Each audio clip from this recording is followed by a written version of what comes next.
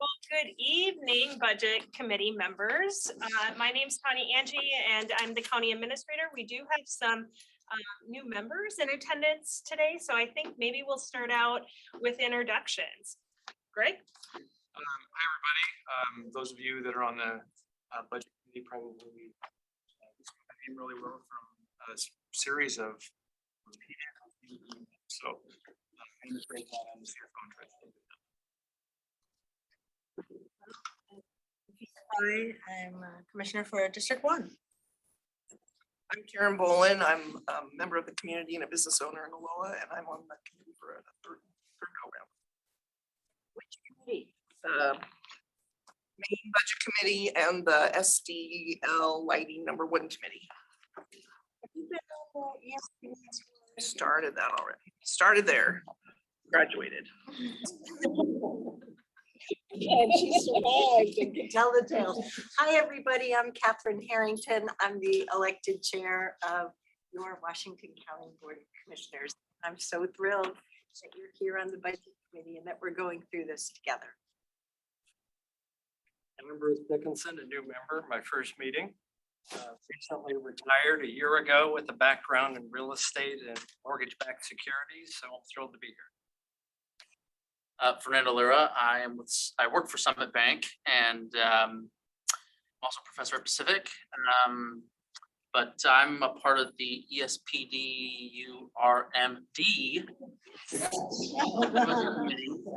and countless other Washington County committees, but I am a part of that committee here. So thrilled to be here, excited to learn. See how long that lasts. I'm Melissa Laird. I'm retired. I'm on the same ESPRMD budget committee, and this is my second go around.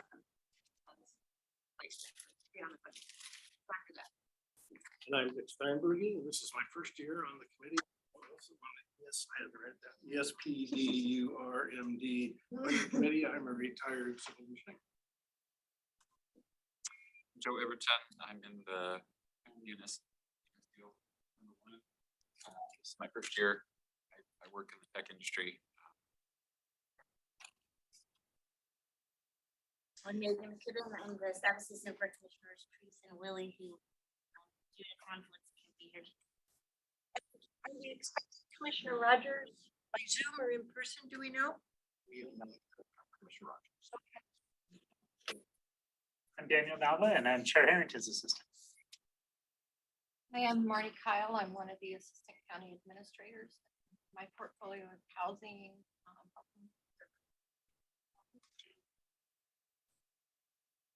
I'm Erin Calvert, another assistant county administrator, and my portfolio includes the public safety and justice department. The other night, maybe the emergency management too. And Brenda? I am the staff assistant to Commissioner Pine. Yes, nice to meet you. And thank you for getting us pizza. Thank you. You're very welcome. And we have our board clerk, Kevin Mons, and we have the famous Chuck, who does all things IT and takes care of things so seamlessly. And I always joke, I don't know, just ask Chuck. Neighborhood content producer.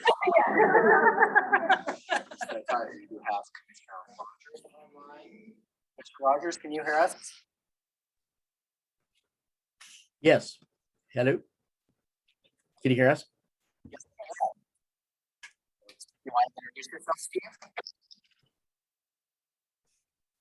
Let's see, that cut out a little bit. Can you introduce yourself to us, please? Sorry about that. Can you hear me? Yes, we can. Okay. I'm Steve Pitzel. Came here actually to work at Intel, worked there for about 15 years, then went over to the Oregon Employment Department, worked there for about 5 years as a claims specialist and adjudicator, and now I am retired. Which budget committee are you on? Lighting, SDL. Great. Also have Dan Reed from the North Economics also. Yes, hello. Hopefully you can all hear me. Yeah, I'm Dan Reed. I'm on the North Bethany Community Service District for Roads for 2 years. I'm an architect and coming to you from my son's Little League baseball game. Hey, Commissioner Rogers. Good evening. You want me to introduce myself? Yeah, sure. Okay, great. Thank you. I'm Roy Rogers. I'm on the board. I serve District 3, which is the southeast quadrant of the county. Hello, David Martinez. Hello there. Again, my name is David Martinez. I'm one of the assistant county administrators, and the portfolio that I oversee includes facilities, parks and fleet, ITS, human resources, government relations, sustainability, and also liaison to county council and county auditor. Thank you all for being there. Wow, variety is you. Hey, we need to make sure you're near enough to a mic that they can hear you. It's Okay. right on the top.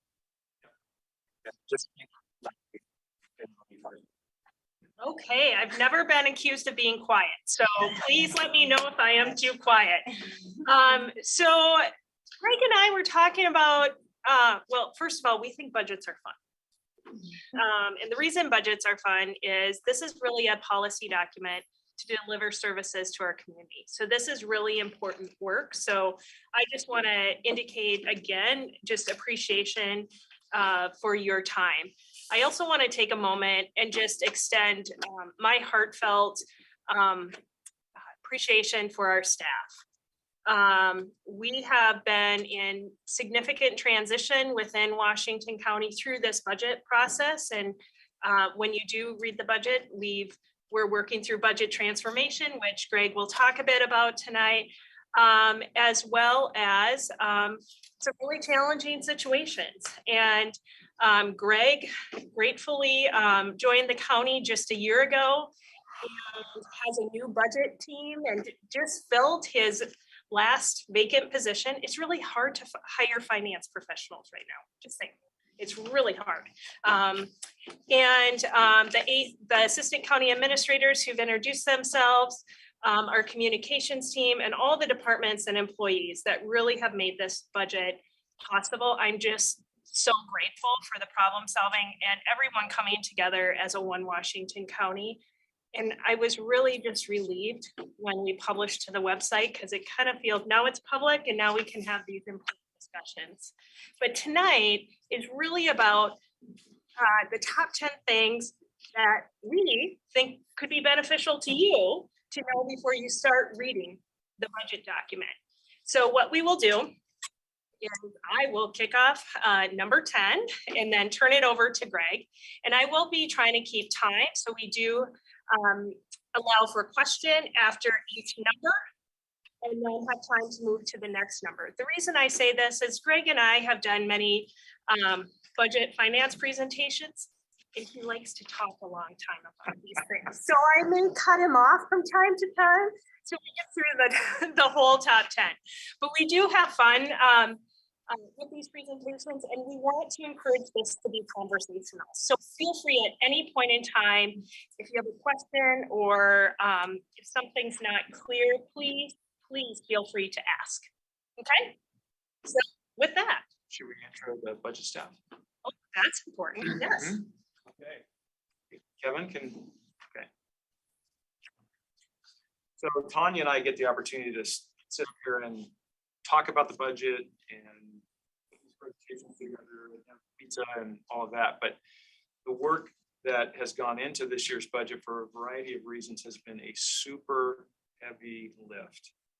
And there are 4 people who I want to make sure acknowledge as soon as we can sign them in here. Steve, you want to wave to everybody? So this is Steve Kang. So Steve came to the county from the city of Tigard, and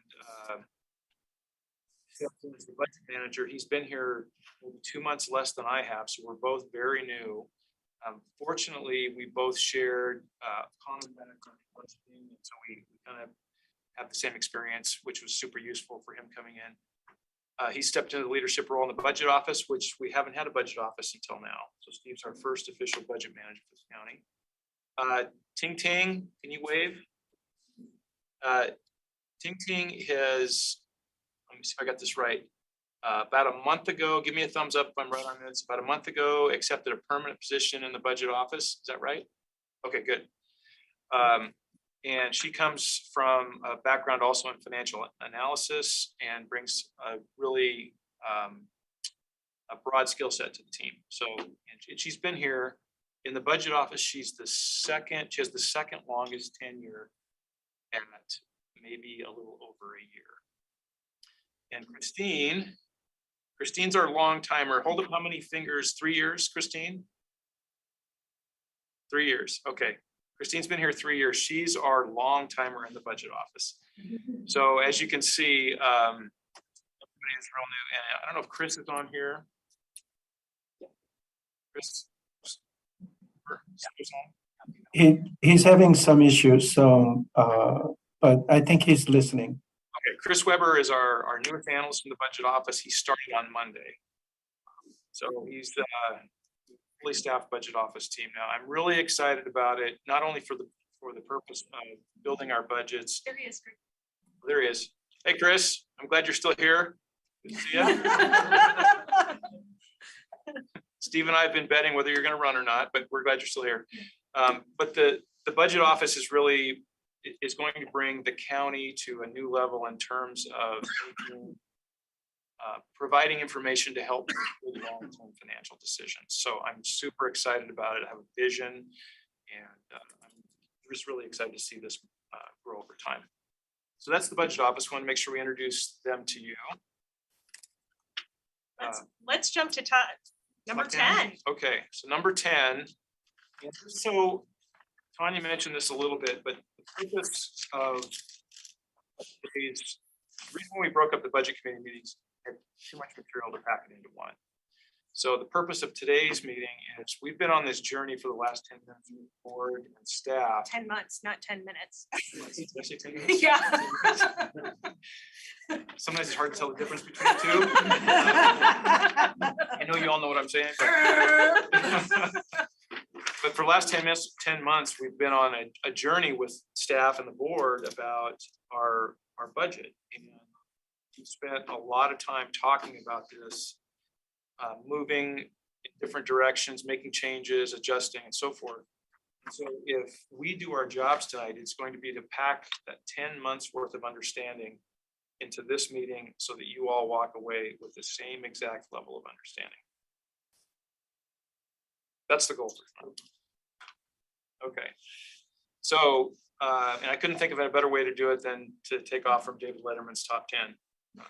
We're talking about budget, we try to put a little levity in there and have some fun with it. So as Tanya mentioned, after each one of these, we're going to stop and just have a chance for clarifying questions because it gets to be a little bit overwhelming. Okay, first off, just want to give you a snapshot of our county's budget. This is our current FY23 budget, not the proposed budget that we're moving into because we just posted it today.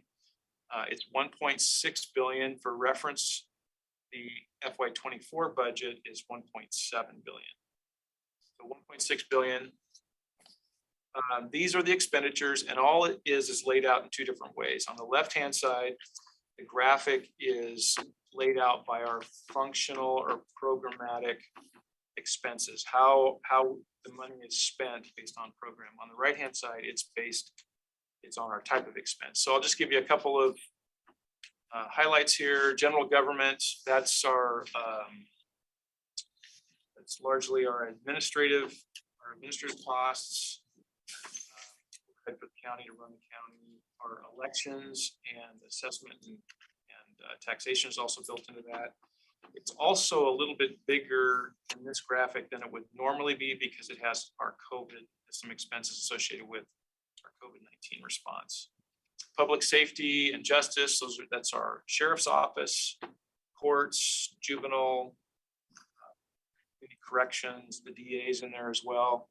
Land use and transportation, Those are the expenses associated with basically managing our transportation, building roads, managing our transportation systems, and also managing our the land use side of community planning in terms of building permit and what's fits within the state's rules on land use.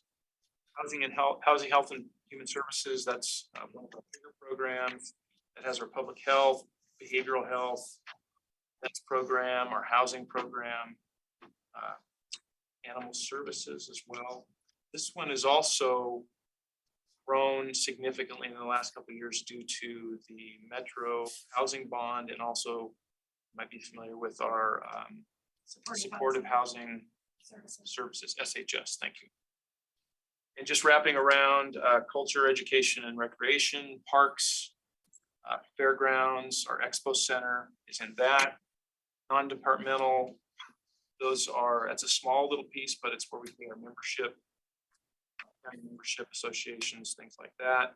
The capital side is debt service payments, and the capital we spend on facilities, IT, information technology, and transportation. Then at the top is non-operating, and that is essentially our contingency. Those are the dollars we put in the budget that we don't have obligated somewhere, and our transfers. And biggest transfers we have in that piece of the pie are those that go to the MISTA program and to our library program, which we'll talk about later. All right, real quick on the other side, this is probably something that most of you can probably relate to a little bit more, but personnel services, that's payroll for people. Materials and services, that's the day-to-day operating expenses that aren't related to people. Our other is our debt service payments, COVID emergency rental assistance. And then our operating transfers out are essentially moving dollars from one bank, from one fund to another fund. It's just moving money within, they're not expenses, they're just moving cash. And capital outlay and the contingency wrap that up. So it's just two different ways to look at the same budget information. So how do we pay for that? So again, $1.6 billion primarily, or one of the largest pieces, or the largest piece you'll see there on the left-hand side is beginning fund balance. All beginning fund balance is dollars that weren't spent in the previous year that roll forward and are available for spending in the current year. Taxes make up 16%. That's primarily property taxes. The intergovernmental piece, 25% are mostly our grants. And then again, those are going to be, that's the revenue that comes in from federal grants, state grants. Our SHS program is funded through that revenue source, that revenue flow. Metro housing bond is also included in that. So you can see that's a large piece of our revenues. Charges for services down at the bottom. Our SIP, which we'll talk about SIP, is one of those pieces of the revenue source. Vehicle registration fees. Internal charges is included in that. Our interdepartmental revenue, those are the dollars that we use to charge out our internal services. So finance, facilities, IT, that's the revenue that's received to charge those expenses out to our direct services departments. I'm going to just move over to operating transfers in. This is again, the movement of cash within the county to different operating sources. It's not necessarily a revenue, but anytime there's a movement of cash, it's considered a revenue. And then back to beginning fund balance. So the purpose of this is just to give you a high level perspective of what it's comprised of. Okay. Something more interesting. So again, we started with $1.6 billion in revenue. Of that 1.6 billion, 1.2 billion is new revenue for the year. The other 400,000 is carry forward from the prior year. 2 billion is new revenue for the year. Of that 1.2 billion, you can see the pie there, the orange portion of the pie. is restricted revenue. And what restricted revenue is essentially revenue the county receives for specific purposes that can only be used for those purposes. It can't be used for anything else. So a grant, for example, is a specific restricted revenue.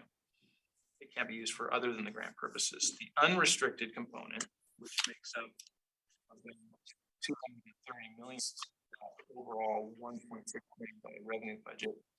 Those are dollars that we have some flexibility with. They're more discretionary in use. They're not specific to any one functional activity. So when you start looking at the overall budget, a small piece of that budget, that 230 million, is really where there's some latitude to do some different things in the county with. Rest of the funds are committed elsewhere. There's purposes. We receive money and we have specific purposes that we use those for. July 1 through June. Does not ever change. The current always stays the same. Yep. So a little bit more on restricted versus unrestricted revenue. The smaller piece is the unrestricted revenue. Generally, that's the property taxes. There's a little bit of other funds in there, our lodging tax is another component of our unrestricted revenue. But those dollars generally go to fund some of our common county government services, the law and justice system, sheriff, jails, courts, DA, and whatnot. Taxation, elections, public health, recording, vet services. I put the point in there that it's competitive is because all of those functions that are funded out of that source of money, the unrestricted source of money, are somewhat competing with one another for those dollars. So, and that's where this process going through the budget, building a budget, the budget committee review of the budget, eventually the board adopting the budget, have to make those decisions on how those funds are used. And there's the ability to move that around. On the other side, the restricted funds are limited by law or a specific use. It's no different than a contract that you would receive for services. It says we'll provide these services for this revenue source, and we have to commit that revenue source to that activity. I have a question. Yep. Unrestricted, the generally property taxes, and then the activities listed earlier, you mentioned MISTIP. Transportation and stuff. Sounds like you were leading me on to the next slide. Actually, it's a perfect lead in. So again, the total unrestricted revenue is 230 million. Which is the entire, that's the 230. So we pull that piece of the pie out from the earlier graphic. This is all of the unrestricted revenue, but there's some components of the unrestricted revenue that are important to know. So of that 230 million, 172 million pieces of the pie are property taxes.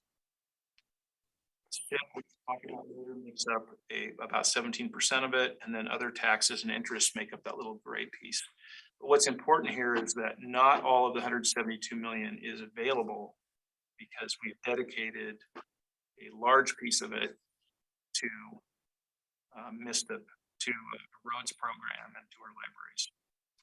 So when you start to scale back it's dedicated revenue, it's still, we have flexibility with it, but we've decided to dedicate that revenue. So when you start to scale this back a little bit more, you can see that the amount that we really have to move around becomes more and more restricted. You just say that that's a subset of the 172. Yeah, the 172 are the two blue pieces. No, some of that's already committed. Yeah, the piece, this piece here, that's committed to MISTIP and our library system. And that's a subset of the 172. That's right. Got it. Yep. Thank you. That's right. Difficulty though is that in addition to this WCCLS levy, there's also the revenue for the current WCCLS levy. MISTIP doesn't have that counterpart. That's a good point. So unrestricted revenue, again, primarily the difference, or the unrestricted revenue, primary, the funding source is the general fund. It pays for those services up there, as I mentioned before. But it's also important to know the limitations of this revenue source. So our property tax revenue is limited under Measure 50 to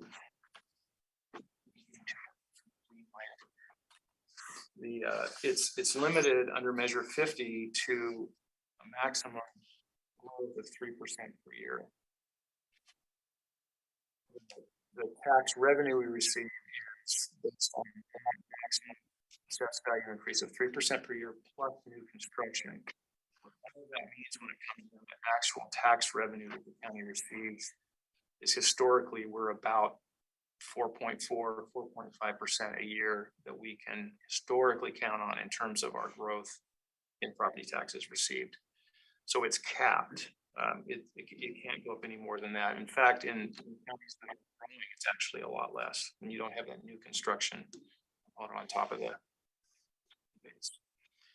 The strategic investment program, which we'll talk about in a little bit more, it's limited in size and duration. It's well, in these years, it is limited. And so the message here is that most of our revenue growth is capped, while major component is limited. So this is just scaling a little bit more down on that component of discretionary. So that completes number 10, Greg. So we will pause. See if there's any additional questions. That's that last sentence is really what we're here about. If there's need or requests, then there is revenue. I mean, if you had to say it in one thing, this is it. This is what we're going to deal with. Yeah, I think so. And I think it's also just understanding that most of the county's revenue is committed for specific purposes, and the revenue that isn't committed is still either capped or limited to some extent. And then we don't expect it to change in the next 10 years, right? We're growing. We have more humans to serve and more need, and it's not going to go down anytime soon. Whereas other areas of the state might have different issues. Yeah, so for example, if we said on our property taxes, we could assume a 4.4% increase per year in revenue. And if you go back to one of the first graphics that showed one of the major pieces, so the major pieces of our expenses are people and materials and supplies, it's more than 50%. Well, the inflationary impact on materials and services, the inflationary impacts on staffing costs, COLAs, health insurance costs, retirement costs continue to go up, is really putting some upward pressure on that ability to fund with that 4.4% per year increase. I think that's what you're asking. Well, and you really outlined what I would call a deficit, or the 1.6 needed, 1.2 revenue can only grow at a certain pace. In addition, right? The first 4 or 5 pages. That's right. You just touched on. And that is deficit. We are allowed by law to have deficits. So we use words like gaps. Because our budget officer had to deliver us a balanced budget, and we have to adopt a balanced budget.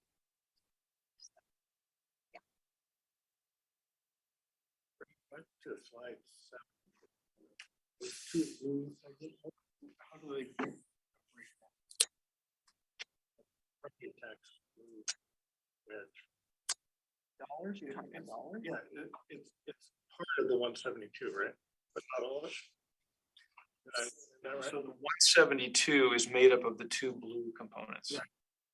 But the blue component at the top that says MISTIP and WCCLS, that's the portion of property tax that's dedicated to those. And how much is that in millions? That is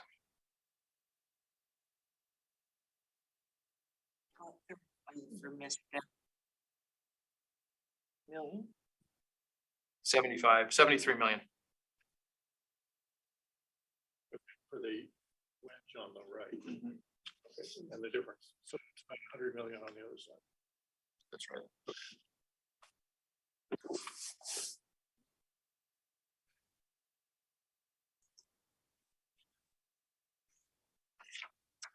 So far, so good. Okay, let's move to number 9, Number 9. which is budget challenges.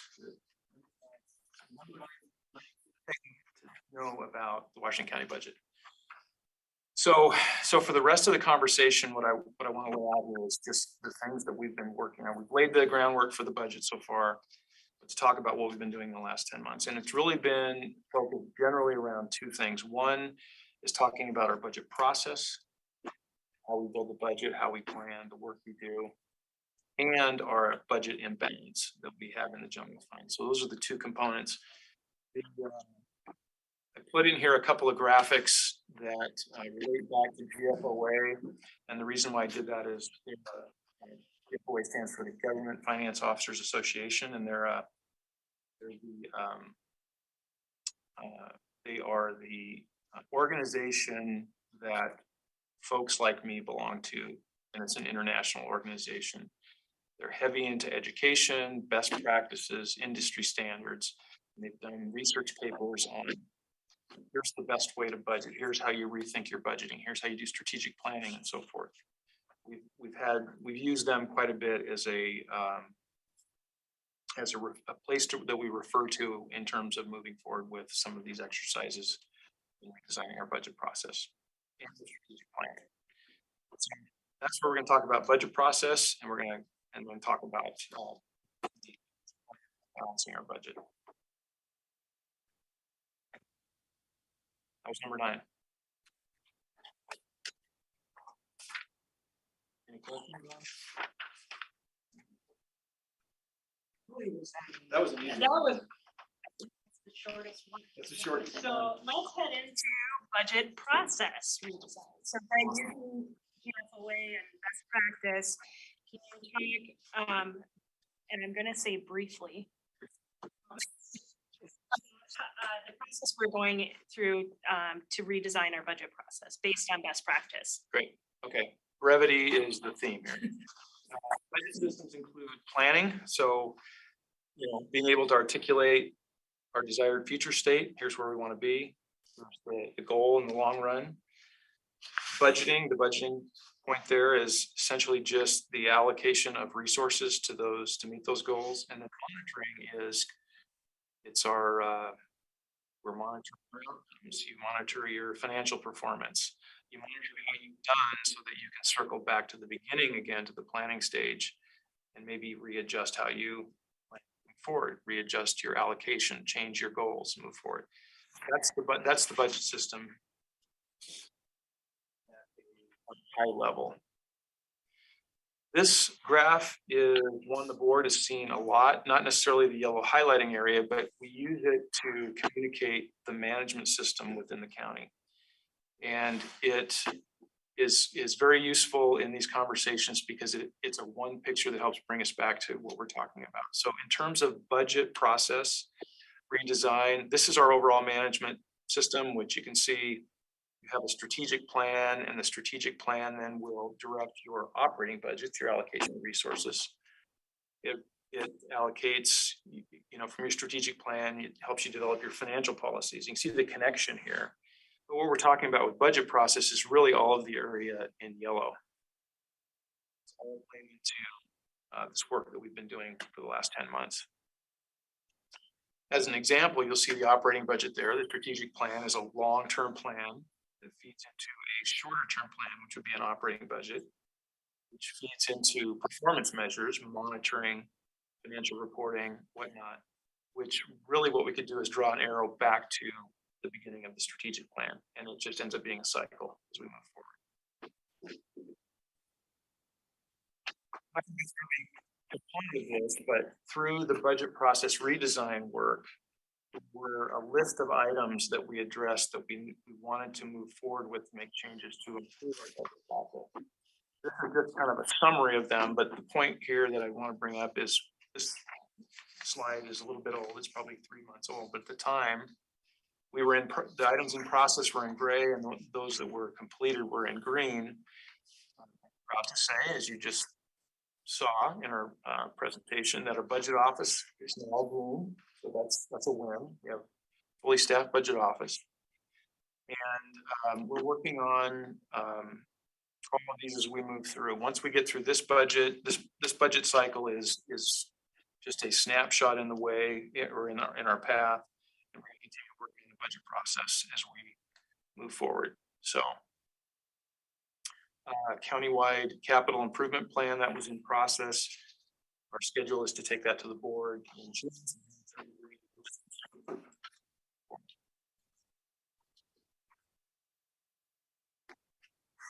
That was just a high level. Are there any questions that you would like Greg or I? Okay, let's move on to 7, which the fully staffed budget office, which is really exciting, I must say. It is very exciting. So what does a budget office do? I think I mentioned it earlier, but the budget office provides essentially a centralized hub for the county, financial planning,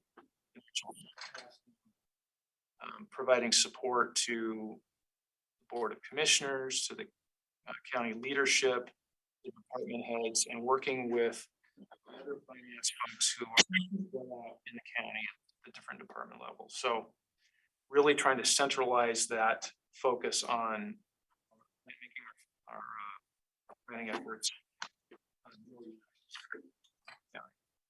So one of the items on our budget process redesign is to develop a 5-year forecast, particularly for the general fund, because that's where we're spending most of our time talking about it now.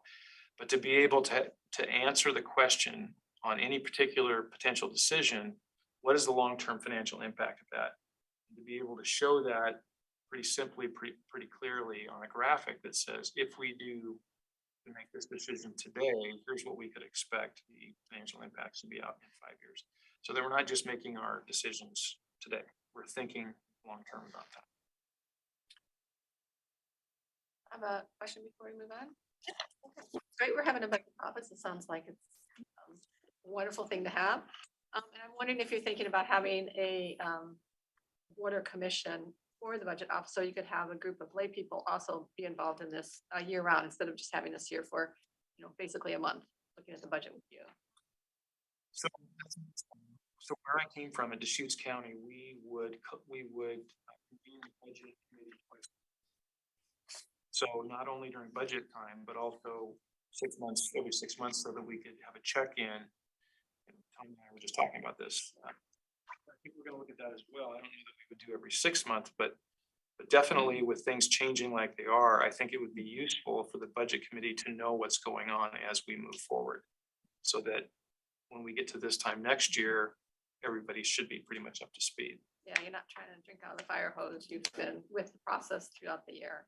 Yeah, so we're talking about, different ways to do that moving forward, but I think that would be a good way to. Yeah. Move forward with it. Yeah. Was there not a budget office prior? Just philosophically, there was.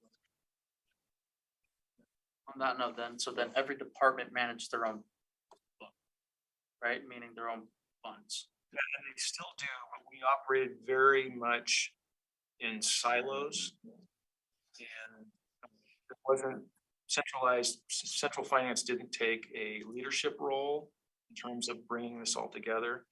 Maybe you've heard of One Washington County. This is all part of bringing us all together in more of a central focus, making decisions centrally as the county.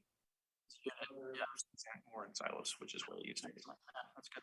I think that's right. I've only been here 10 months, but that's my. Let me just say, maybe when we get into budget committee presentations, I can add a slide on this and the Board of Commissioners with me in August of 2020 started to lay out a One Washington County and design future roadmap. And really, as a One Washington County, we are one come to that delivers several service functions. And the issues that we face as a community are really complex. And I was looking back at Marnie right now when I said that, but the partnership between like Health and Human Services, housing, the sheriff's office, like we are collaborating and we are working together each and every day. And so we kind of are in a environment now that we cannot think of our budgets, think of our revenues as just siloed. We have to think, how are we serving the community holistically, and how we as staff are working together. The county has had a great tradition of collaboration. This is just evolving that and solidifying that. Relative to design the future, it is also modernizing and evolving our operating systems to be resilient, modern. Part of the budget office is to provide, as Greg said, financial forecasting, more policy analysis, so we know what the long term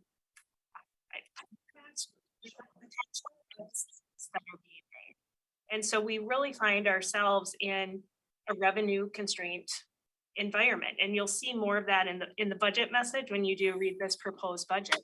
And so we need to come together as employees within the county, and we do need to really be strategic and thoughtful with the available revenues that we have to meet the needs of our growing community. So that's a short summary. Yeah, it's clear that you need all the different departments working together to be successful, and you can't just look at them in isolation. It's definitely the combination and the gaps and overlaps, and how are you together solving the problem? And every department is important in that, right? And you can't just silo them and make decisions. You're going to make suboptimal decisions if you don't look at the whole thing and its complexity. So that's great. And I don't know about the rest of you guys, but I think all of us were here for, it's a month-long committee. Okay, I can do that. But it really should be a year-long committee that's helping guide this throughout the whole year, where you're getting more input than just the commissioners and your 4 staff, that you're getting some of the community people ongoing with you as you evolve this, because it's very difficult and it needs a lot of thoughtful thinking by a lot. Yeah, that's a good point. Yeah, look forward to doing that.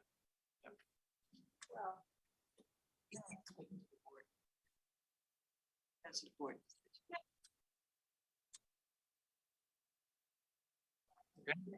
So let's move to number 6. So now we're going to talk more specifically about funds, specifically the general fund and the general fund restructuring. So one of the findings of that's underneath the budget process redesign was to look at our general fund, and that's really where we've been talking about in terms of having restricted ability. Our revenue is unrestricted revenue, but that's where our financial challenges are. And so a couple of things came out of that. One is that the general fund, the functions in the general fund include all of our internal service functions. So finance is there. Our information technology department is funded out of the general fund. Human resources, our facilities, legal. Those typically on a larger size county are not funded in a general fund. Smaller counties, they can be, and it makes sense, but as you move, as you get larger, you typically see those functions being outside of the general fund and those costs being shared across the county. So we have shared the costs across the county. We just never moved those funds, those functions outside the general fund. So part of the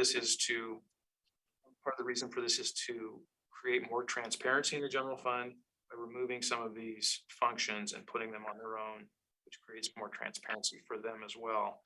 But it makes the general fund a little bit narrower in terms of understanding, and as we move forward with some of our forecasting work. So that's happening this year. Greg, I do want to note just on that this is a GFOA best practice approach as well. This tells you the story, but so this is the general fund right here, and you can see in 22, 23, we have both service functions, like I was just mentioning. And we have other functions that are more like a special revenue function. Functions that have dedicated revenue that they receive in the form of grants and so forth that are specific to that function. So we have some of those in there as well. But for this budget cycle, we're moving the internal service functions out. In FY24, and then FY25, we'll be looking at the functions that would probably make more sense to be in their own special fund outside of the general fund. So as Tanya mentioned, this is GFOA best practice, and some of the expected impacts are more accurate cost of providing county services,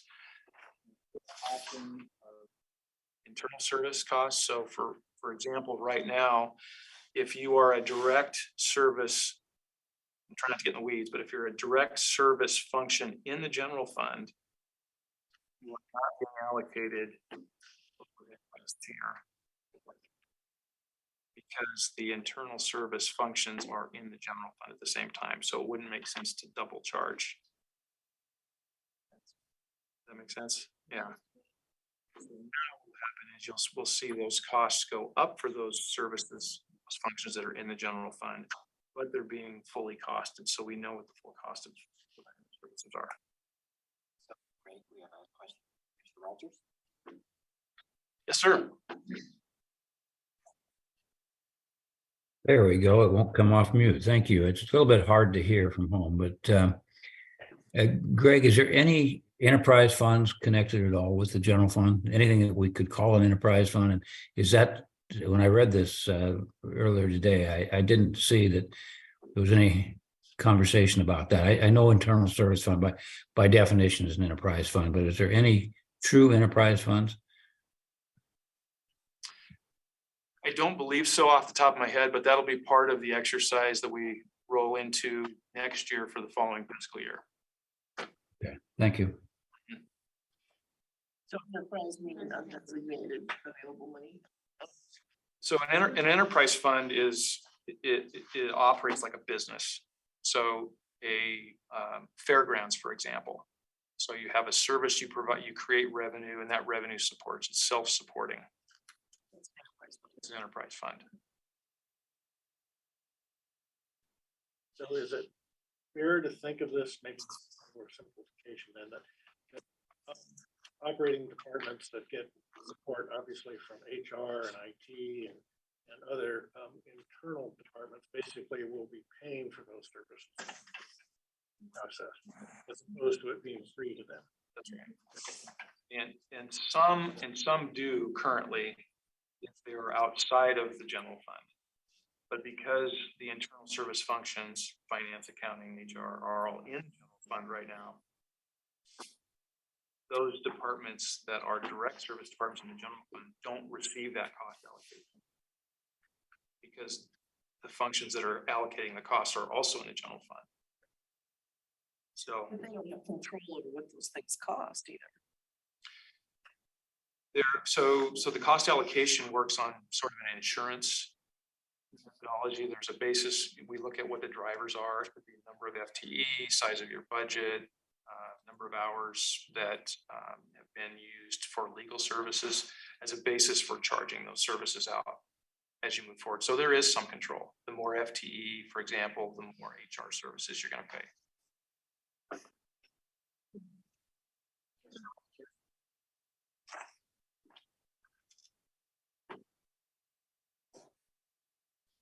Commissioner Rogers, your hand is up. Yep, thank you, Greg. Just so you and I can chat about that when we talk again, but an internal service fund by definition is an enterprise fund for GFOA as well as accepted accounting principles. But I think we have a lot of enterprise funds, and I don't know about the rest of the board. I've not talked to them about this subject, but I think we have a lot more than you think. I mean, everything you pointed out, the fairgrounds, a good example. That's not another fund servicing another fund. That is an activity. LUT has that same issue with some building activities. You have the same issue in Health and Human Services where you might be providing fee-for-service kinds of activities. And so I'd be curious, and not for this group tonight, it's just too deep, but if we were to segregate those out, make our cost allocations as we've chatted about doing for internal service funds and what you're doing for a number of other activities, how much of the activities that we do could be an enterprise fund? And even an enterprise fund, typically from private business, you're trying to create a profit. We're trying to break even. So I think it's, and I'm not going to belabor, but I think it'd be an interesting discussion to take a look and say, what do we have in there? And the board is pretty committed, I know, to cost recovery. That's why we're doing all this stuff. And so it's something to look at, something to think about. Maybe you and I can pick at that a little bit at some point. Yeah, that's a good point. Thank you. Staff of 4 that can figure it out. Karen, I want to go back to your maybe your question point on internal service funds, and do departments have control over those costs? And that's something our departments are asking for, is better clarity, understanding of the cost allocation model, so that they can also help control some of those costs, and also review of the current model methodology. Do we have the right models? Are there the right levers? And so that is on finance's work plan in the future. And as we move forward, we will be, over this next couple of months, we're going to, I don't want to say create, but it's bring back a group of the financial analysts and those people that work in the finance area and accounting area throughout the county together in a group to help us work through these questions. So just super useful to get other people's opinion, because it affects their individual budgets. So can we go to the next one? Yes, please. We covered questions, so let's just move on to number 5, the general fund imbalance. Okay, so the purpose of this graph is just, again, to reiterate the difference between the process redesign work that we started on 10 months ago. And then the other issue is the dealing with our budget imbalance in our general fund. So we're going to transition into the imbalance side of it and start talking about the general fund. So this graphic here this is our revenue and expenditures in the general fund over the last 5 years. You can focus on the red line. Those are our expenditures over the last 5 years. And the dark green line, those are our net, I'm going to call them our net revenue. Those are our basic revenue in the general fund. The expenditure line, the red line, has been growing at an average of 7.7% per year, and the revenue, the dark green line, has been growing at 5.8% per year. So there's obviously 2 concerns here. One is we have the gap between revenue and expenditures, and that gap is growing. So up until to fill that gap, we've used revenue received from our strategic investment program, which I'll talk about later, but it's an in lieu of property tax program that the state set up, and we've been using that to fill the gap between the 2. So this is the similar graph to what I just showed you, except it's stretched out over an additional 5 years. So at that growth rate of the expenditures, the red line, you can see the difference between that revenue line growing 8% over the next 5 years, that the gap goes from 19 million in fiscal 17 to 90 million in fiscal 27. So that gap we have been filling using our SIP program revenue. But the SIP program revenue by nature is not ongoing revenue like property taxes. There's a beginning, there's an end to it, and there's a cap. Now, while it may last 15 years or maybe longer than that, it's still limited.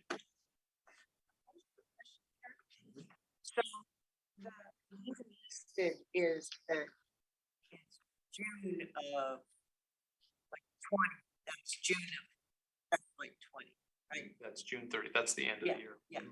So, and the reason I'm asking is that COVID hit us in, no, in 20. February of 21. No, February 28th of 2020.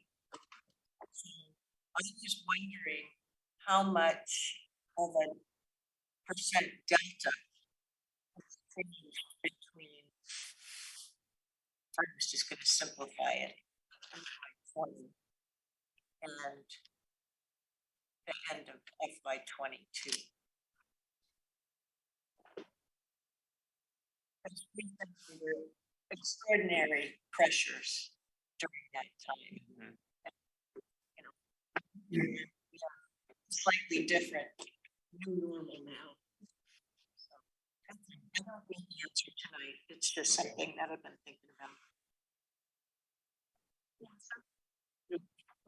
Thanks, Scott. I was just wondering if you could explain a few of the SIPs. So they're not, specific programs. What are the last few big ones we have, and when are they ending, and do we have new ones coming up? It sounds like, I just would like to know a little bit more about SIPs. I have a slide that I'll talk through that. Yeah, thank you. Number 4. It's the number 4 item. Quick semantics question. 250 million to 250 million net operating revenue in that time period. Yeah, and that's what the slide saying. Net operating revenue, which means there's a gross less an expense of something that gets you to net. What's the top line before I get to 250 million? That makes sense, the question? Right. So So gross I revenue could've- less than expenses gets you a net operating revenue. Is that right? Is that? Yeah, and that's a good question. So the total revenue is this light green line, and I didn't mention that. But the difference between total revenue and what is referred to as net revenue is that SIP subsidy. Thank you for clarifying. That's a good point. And the other point to remember here real quickly is the subsidy from SIP in fiscal 22 is $43 million, because I'll refer to that number here in a minute.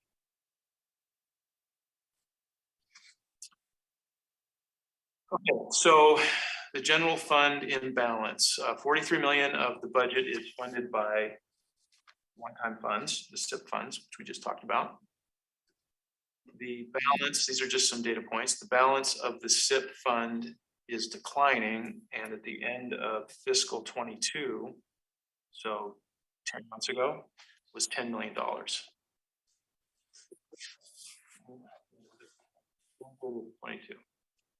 Our expenditures growing faster than revenue, is underfunded, and our initial forecasted FY24 projected general fund expenditures exceeded our projected revenue by about $25 million. So that was the basis for where we were starting. That's our gap. Was the gap. She solved it. Yes.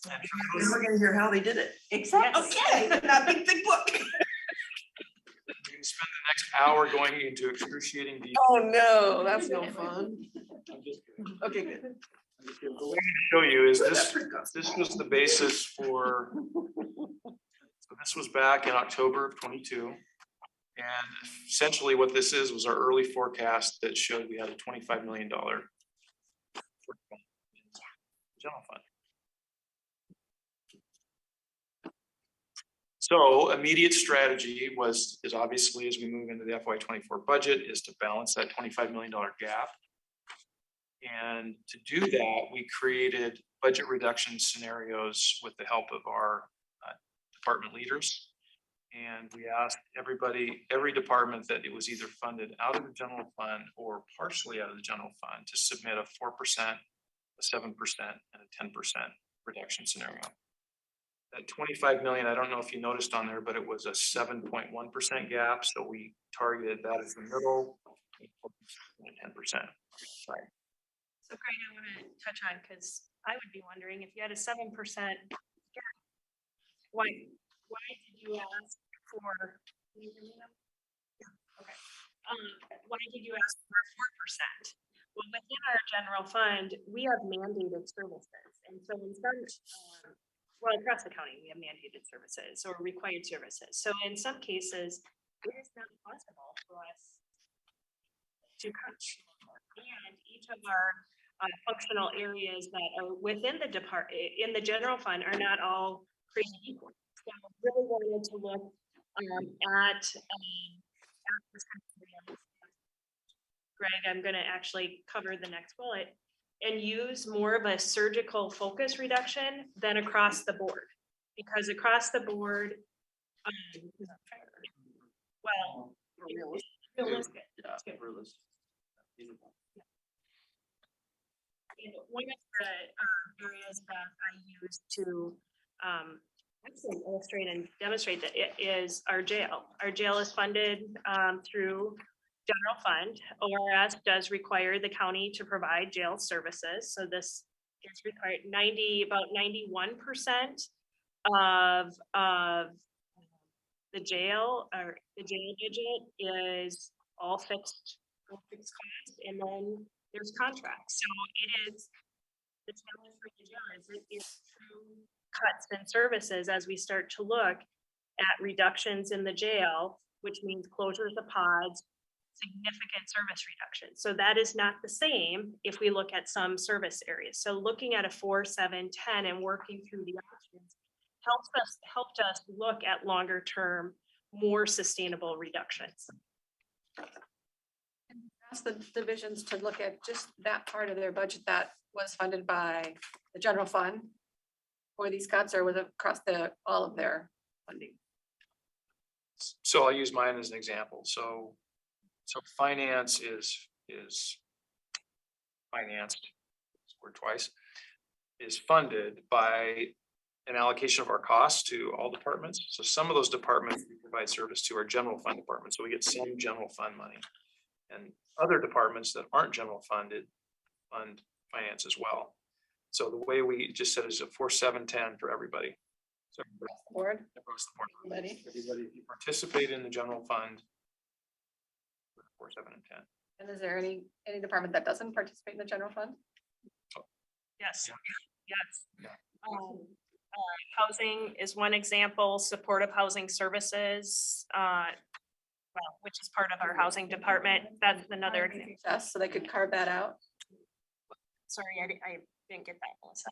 The housing services, which is a part of Housing, Health and Human Services, right? So HHS did not have to look at cuts for that part of their division? Or HHS? No, they didn't have to. Because they're special fund. Special There's fund. no general fund going to SHS. They have grants, I'm assuming, right? It's the metro levy. Services. So is that true with like public safety and justice and land use and transportation, or were they asked to take the entire? They were for minus the levy. So ESPD did not have to do the 4, 7, and 10. Okay. So if the general fund function were partially funded by the general fund or property tax, those functions were asked to do the 4, 7, and 10. So the sheriff did a 4, 7, and 10 for the general fund portion. For their services, they're funded out of the general fund, but the services under ESPD weren't included. Okay. That's a levy that the voters voted for, so he gets that money unconditionally. This goes back to the restricted, unrestricted funds. He doesn't have to spend it all in 1 year, like he gets a chunk of money. If he wants to spend a little more in 1 year and a little less in another, he gets to choose that, right? Because he has the chunk of money. He doesn't get to decide. He gets to propose it. Okay.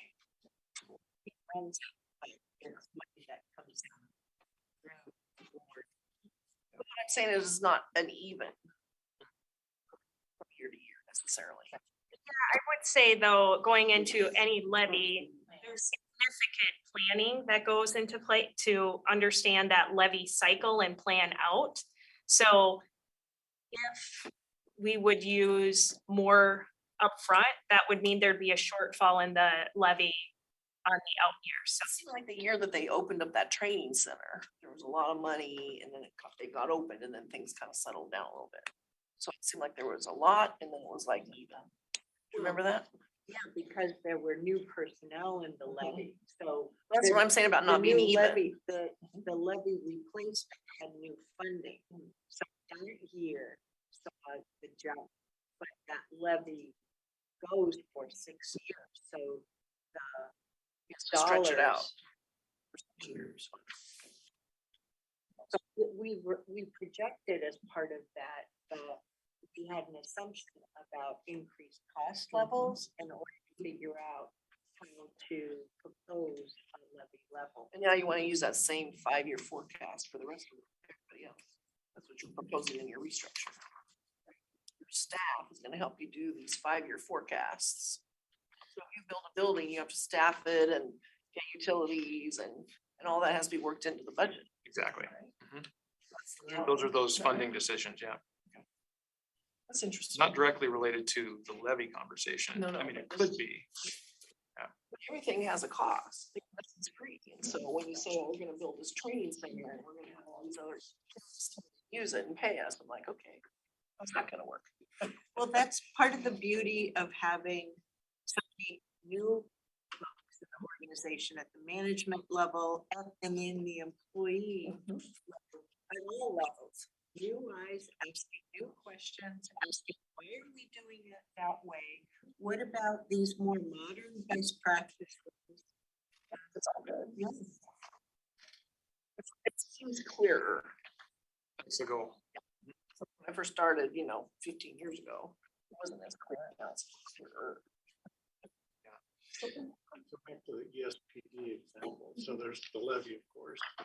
And the part of the organization would not be looking at a 4 7 10 reduction of the revenues from the levy, but would they then be, under the new budget system, be paying a service for HR and IT and so forth that they weren't before? They are, because those are direct services that are outside of the general fund. So those have been paying. Yeah, already. It's those that are inside the general fund that haven't. Oh, that's based on a headcount formula. There's various drivers. Okay, yeah. It's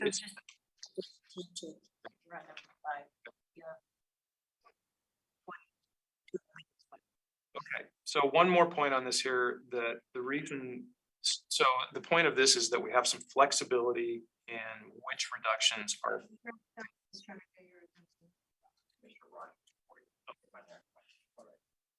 Mr. Rogers. Thank you. I don't know how far you're down on the 5. I should have pulled the screen up earlier, but first of all, Greg, and I've said this to you and Tanya in some meetings that we've had, and I say this to your staff as well. You're doing a terrific job being very transparent. It's important, and you're certainly highlighting that the SIP discontinuance, if it happens, is going to be a significant impact on the general fund. We get that. But I've noticed you've been very careful in your terminology and regarding operating revenues and expenses. And I have asked you this question before, and I'll ask it here in a budget meeting, that if you were to include the CIP, which this board now is taking a hard look at because we know that we need to do some funding, what would be that gap? If you were trying not to fund it all, I understand you're not going to fund it all, but some normal funding of that CIP program, what would be the expansion of that gap? Could we hold that question for our first official budget committee meeting as opposed to our orientation? Up to you. We need to know what that gap is at some point. And we'll be in the budget committee needing to talk about the CIP. Yeah, Chair, I understand that, and I certainly would bow to your wishes there, but it's not accurate that there's 25.3 million gap. It's more than that. Mhm. And that's an operating gap. That's not a total gap. And so if So, yeah, let that's me the- answer that. We don't know what that number exactly is right now. We don't know. We are going through the process of establishing the county's first capital improvement plan. Which will cover facilities, IT, and transportation.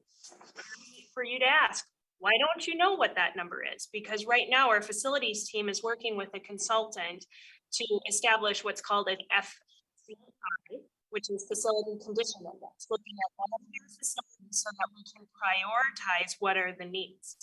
IT is working their plans as well. Transportation, we have a better idea of what those needs are. So Commissioner Rogers, we are entering this proposed budget in a time of, we're still getting there, but we can't confidently say to you of what that number is. So you're right, there is capital needs. Based on the board's leadership and direction, we are addressing 48 million critical facility needs within our jail, community correction, and Arkansas. These are needs that cannot wait to these facilities, and we didn't have a funding source. So I'm just gonna pause there on that. Brent's gonna talk about capital improvement plan, but we can come back to this through the budget committee. Thank you, Commissioner. Washington County and SDL one budget committee. Thank you for that. Commissioner Rogers, I did make a note of your question. No, I thank you very much. And I'm not trying to pick on anyone. And the board has been, for our budget members, the board has been very keen on figuring what that number is. So I don't pick on anybody about not having an accurate number. I just think that this budget committee is functioning for more than 1 year, and they should clearly understand that gap is going to continue with an imbalance of probably 7-8% per year in expenses, and maybe 5% in revenue, depending on the economy. So you're going to have an ongoing gap. Plus, the board, at least the Board of Commissioners, committed to get at that CIP number. So this number is going to go up a bit, and so. I'm just trying to be, you guys have been so great about transparency, just trying to say that's the issue. Thank you. Okay, so trying to be respectful of time here. We'll keep moving on, but if you have a question, please stop me. Just one last point I want to make on this graphic here is that in the same thinking that we want to make sure we make good financial decisions moving forward at the time of the decision, the budget reduction 4, 7, and 10 really has given us the opportunity to begin to not only just address the 25 million shortfall that we have for FY24, but also to begin to position ourselves for the long term. This is really about 2 years from now, 3 years, 4 years from now, and repositioning the county to get those lines together. Okay, those are short-term future strategies. We need to resolve that unsustainable structural gap. We need to bring those lines together and the growth rate of those two curves. We need to balance those both. Fully fund contingency to 4 months property tax. I'll tell you that is included in the FY24 budget, so we have that already. We need to create a policy around SIP. I'll explain SIP more in a minute, but it's create a policy around how the county uses these SIP revenue into the future. Examine our MIPSIP and library funding practices. That was that piece of the wedge I showed you earlier on, that component of the property taxes. Continue to work on aligning our funding and services to mandates and desired community outcomes. Move the special revenue functions from the general fund to special revenue/enterprise funds. We talked about that. Control our growth in insurance costs. That's one that is. This is a struggle with that. Yeah, struggle. Yep. Implement best practices and reserve policies, and create a capital improvement plan and funding options, which is the question that Commissioner Rogers just brought up. So we have SIP and SIP. Yep. Good, gosh. So one we call SIP and one we call the CIP. Okay. So I think we've covered many questions, so I'm just gonna move on to number 4, which is the strategic investment program, and this is just one slide. Okay. One slide with a whole bunch of information on it. It looks a little bit like a Picasso painting, but I will try to unpack it for you and help it make sense. So if you look at the 2 dotted lines, the dotted green line was a projection or is a projection of revenue coming from SIP agreements.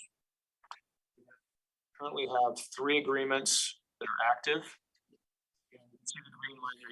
You can see out here in FY25 where 2 of the 3 SIP agreements expire. At that point, we'll have 1 SIP agreement beginning in FY25 or in FY26. And the dark green line here is at the actual revenue that's coming in. So you can see it's pretty close. We've been bringing the revenue coming in has been pretty close to what the projection was. The expenditure line here this was the amount that was projected to be spent to be transferred to the general fund for ongoing operating expenses. What are you forecasting FY24 fund balance forecast for SIP that be so astronomically high? This year? Yeah. I mean, you want it now. So this was the original projection. Oh, this was last year's stuff. This was before last year. This was the original projection. No, I'm looking at, forget the past. I'm looking at current time. Okay. Here's where we sat. Here's about the $10 million number at the end of fiscal 22. I understand the dark blue. I'm asking about the light blue. So the light blue is the fund balance forecast if we had spent at this red dashed line.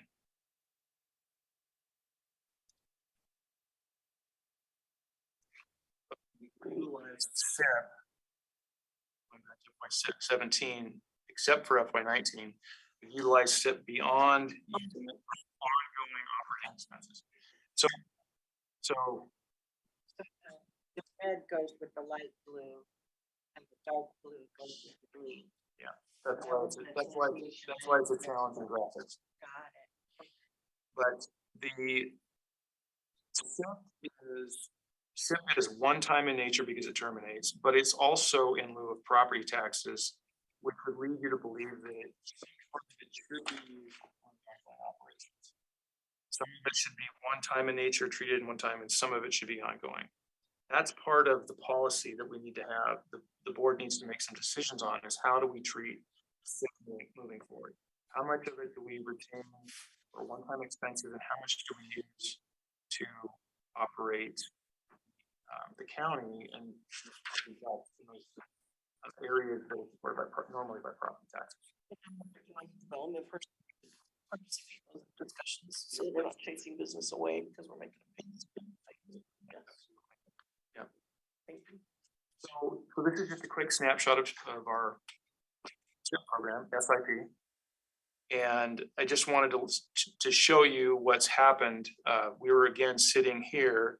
I can tell you the good news is, because we've made some progress, is that the budget is proposed. The ending fund balance in SIP is about 28 million. So we have a little bit of progress, which is good. Any questions before we move off this one? Greg, we do have to move off this one and we can maybe collect questions after and come back to them for the budget process because we do have 10 minutes left and we have number 3, which is contingency and fund balance. So the number 3 is the contingency and fund balance. Long story short, we have a fund balance policy right now, which is fairly complex. It's calculated, you can see on the second bullet, of our budget, and also includes the ending fund balance of 2 other funds, the general fund plus 2 other funds. The goal, the policy is between 15 and 20% to keep our fund balance and general fund at 50 or calculation at 15-20%. And over the last 4 years, this last bullet here, is that the 2 years of actuals plus this year's projected plus next year's, if we ran it all 4 years, we would be between 24 and 27%. So we're using the calculation of our actuals, we're actually above our fund balance targets. Okay.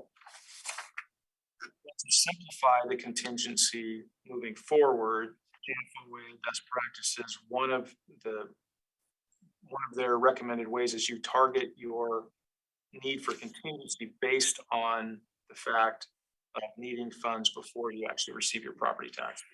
So if we take our property tax revenue and say we want to hold a contingency amount to make sure that we have enough cash to get us through until November property taxes are received, that's 4 months worth. So if we take 4 months of our property tax revenue, it's in the budget, it comes up to this $33.7 million number. Interestingly enough, it's the same number within $100,000 of the current policy if you pull zip balance off, which we haven't created a zip policy, but that's probably a component that needs to come off the calculation anyway. It would meet the 50% calculation. So it's a simpler way to look at our contingency moving forward, and with the budget, it would meet both our current policy and this calculation method.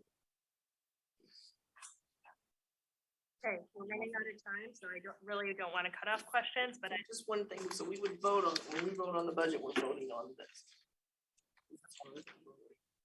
This revised contingency.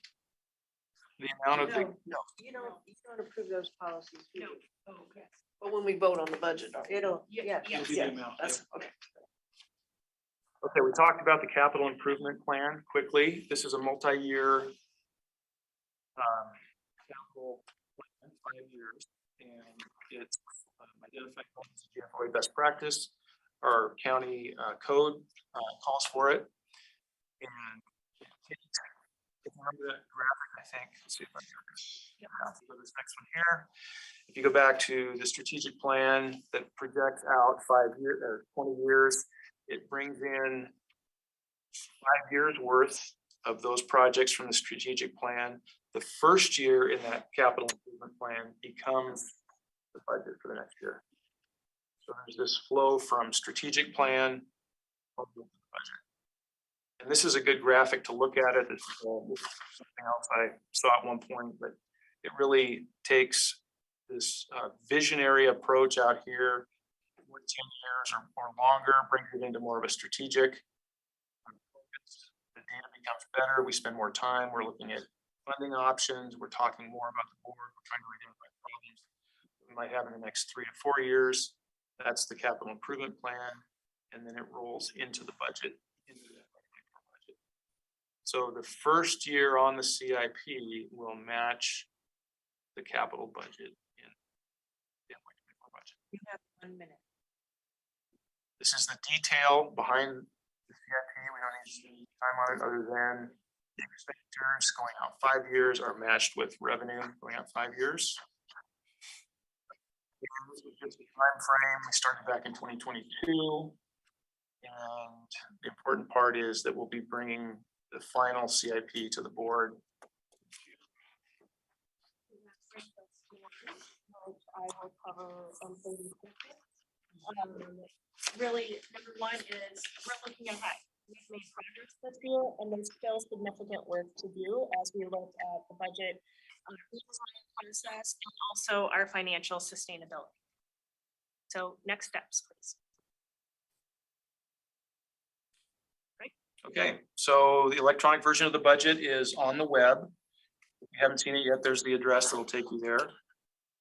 We'll have our printed documents by Monday. So I think it's an email that will coordinate getting those to you on Monday. I will note that as the team was finalizing the electronic version, we did have a software issue, and so you will see that page numbers are not on the electronic version yet. Hopefully the team is hopeful that can be resolved by tomorrow, and then we'll just have to update it. But there's not- Meeting is going to end in a week. The second one for the county is the 11th on Thursday. And as I said before, if you have any questions after tonight's meeting, you'll have my email. Feel free to email me. And thank you for participating. Some other things to know for the ESPD URMD. Your first budget committee meeting is the 15th, Monday the 15th. Your second one on the 8th. There are a couple of things we're doing differently this go around. For some of us, one of the questions that I had was on budget structure, because it's structured a little bit differently. Will that be naturally noticeable for those of us who have looked at budgets before, or will it be jarring? I'm not sure. So taking the internal service functions out of the general fund. Is there a path for someone who's not deep into the budget that can follow that trail on why the change? Oh, I think I'm pretty deep. I'm into the not budget. saying you, I'm No, saying just general late. I'm asking for us budget committee people. How will we see it? Will it come across to us naturally, or will, and the reason I'm asking is it goes to how much time we perhaps need to put in differently this year compared to last year. For the Or next the year meeting? before. Yeah. So it won't come across naturally. All right. So know that then, and that's the reason I wanted to ask is relative to when these budget committee meetings started. Also, we were chit-chatting a little bit before the meeting started, but I want to make sure that you're aware of some perhaps format changes or experience changes that we might have this year compared to past years.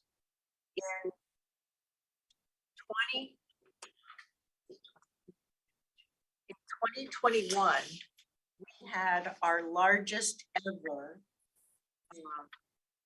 set of public comments for public hearings. We had 19. I was ecstatic. So we adjusted for the following year, rather than having everybody wait until that public hearing to ask questions. I mean, in our budget meetings, we get to ask questions. So we are allowing or we've invited our community members in prior years to email questions. But last year, with our budget committee meetings, we added in public comment periods. We didn't have too many takers last year, if you recall. I loved it. We may have some takers this year. We've also been thinking about what it's been like over these last few years with the email questions. And so just today we were talking about, given that the final public hearing for ESPD, URMD and North Bethany Service District for Roads is Wednesday, the 31st of May. Having a first pass at that Q&A document the week before. Maybe spending a little bit of time on that, highlighting the results at the meeting on the 31st. Then for the county budget committee meeting on the 1st, similarly. And depending on how much community comment we have, our budget meetings may go longer than 4 so be prepared for that. Another thing that I know for a fact already, I'm going to be setting up is our budget officer has made a proposal for our budgets, weighing input from staff. But we get to decide if we want to make different choices. And by we, I mean all of us on the budget committee. I have one idea I know I'm already going to be putting into the mix. So what that means is that I have at least one thing I'll be bringing to our budget committee for us to discuss after we've gone through the budget segment for. So that means that the last few years, we haven't had any amendments to talk through in our budget committee meeting. So I don't know how that will go. I know how we do things on the commission, but we've not faced this in modern time. So I just wanted to give you a heads up as well. And so you may have some ideas as well. And Ms. Angie and her staff are at your disposal to help you frame up ideas in language that makes sense for budgets and discussions. So it's gonna be a little different.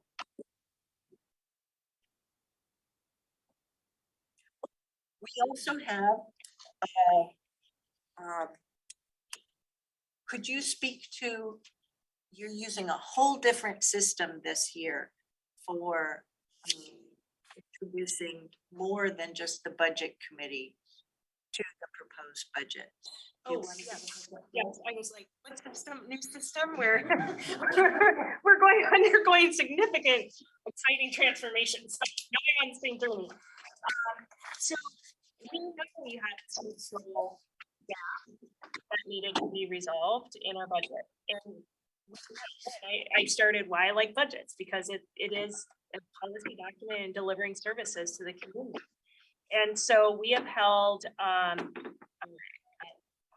all employee forums, also commute board, board health, the town hall. Meeting with community-based organizations, with our cities and city and special district partners, because what's really came up through these conversations internally and through those meetings is we're interconnected. There's interdependencies between the work we all do. And so I would say that adds challenge to the budget. And I think it's something for all of us here in Washington County as members. I know I'm doing it through these conversations. Tomorrow morning at 10 a.m. There is an all-employee meeting to share budget information with all employees. Then in the afternoon, I'll be meeting with special districts and cities, and then CBOs. Moving into May 3rd, the board is going to be convening a meeting with elected officials within Washington County. So we're really trying to openly and transparently talk about the challenges, share what the proposed budget is, and encourage. We do have you all as the budget committee, so please attend these meetings, learn more, and we want to hear from you. But you're not getting the depth of information you're going to be getting through the March 8th, 11th, 15th, and 18th meetings. Absolutely. But good if they want to come to the meeting. Yeah, they're all public meetings. Yeah, it's like they can have it if they want. Where can you find the information? On the website? So the budget, that budget webpage, and there's one for notifications. It lists all the meetings.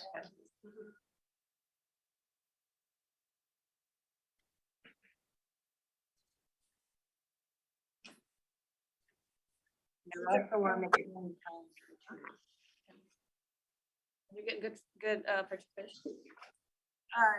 So those meetings are just meetings that I'm hosting with those parties. So I'm not inviting the budget committee members to them. What Are you getting Are they well attended? They do care, and it's resulted also in follow-up meetings and understanding more, and it's, It's much more collaborative style than it has been in the past. So just wanna thank you for that. Because I've, in 15 years of this process, it's just, it's evolved. I think it's great.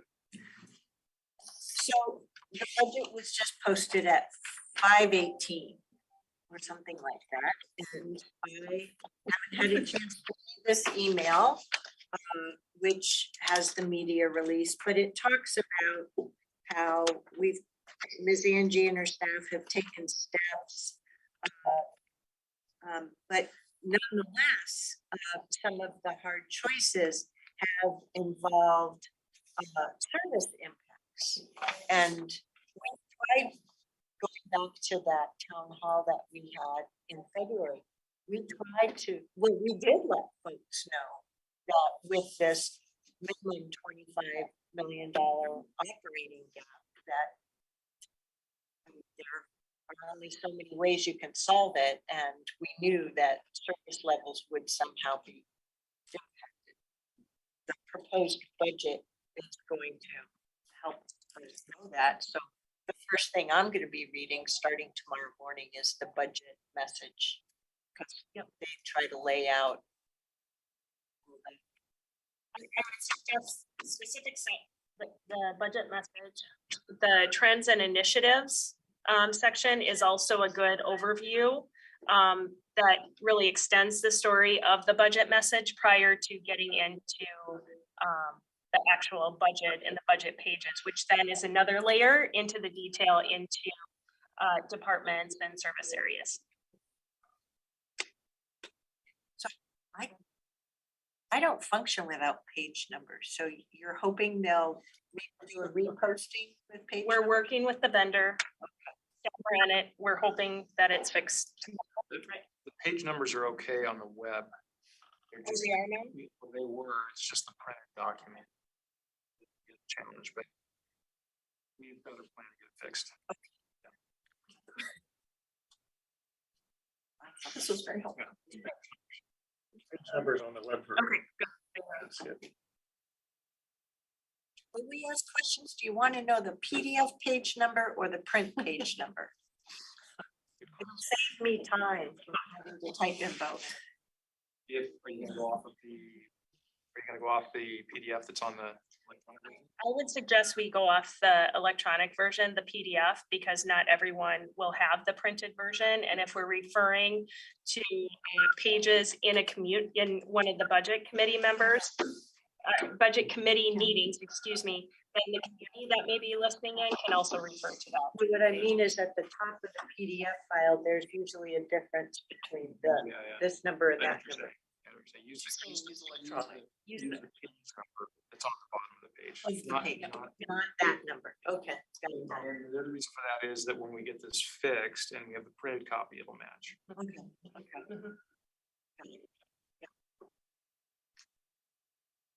Thank you. Any other questions? Exciting stuff. What's the SIP? I know what the NIM is and an arbitrage. What's the SIP? An SIP? Yeah, is it a bond? It generates revenue. It's a bond. It's a strategic investment program. It was adopted by the state in the early 90s as a tool to encourage investment in The company gets, there's a cap on property taxes for equipment. So Intel Corporation and Genentech have SIP agreements. So their equipment is capped at 100 million. And in lieu of that, there's this agreement that was negotiated. There's 3 agreements, Oh, 2 with Intel with Intel, 1 with Genentech. So rural, other counties also have rural SEPs. A lot of wind farms have taken advantage of and data centers. But there's some smaller SEPs. Our cap is 100 million, theirs is 25 million. same toolbox as an enterprise zone. No, I just didn't know the vernacular. And it hasn't been modernized.